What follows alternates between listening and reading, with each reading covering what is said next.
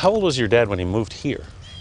How old? He would have been 22. He was 22? Yeah. And this was his first place in Memphis? Yeah, this is where my parents got married in San Antonio, and they came directly to Memphis.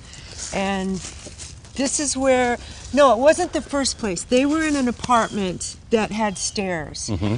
And my father was working at the home equipment company on Sumner Avenue.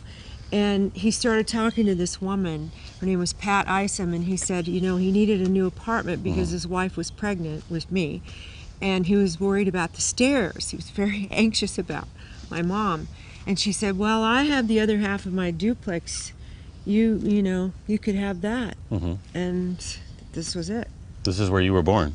This is where I was born, at 2553 on the left side. And Pat and Charlie B. Isom lived on the right side. Right.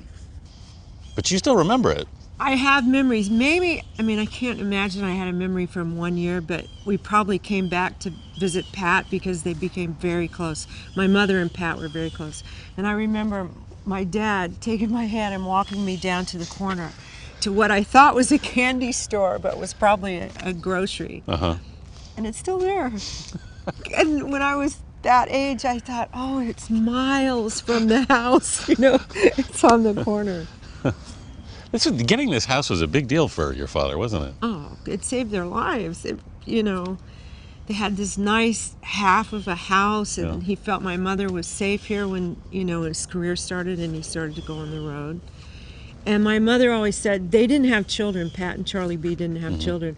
And she said my birth awakened the instinct in Charlie B.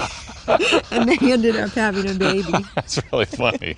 Oh, and the greatest part is that Pat ended up loving me, and she had Charlie B. cut a doorway open between the two duplexes so that I could crawl through.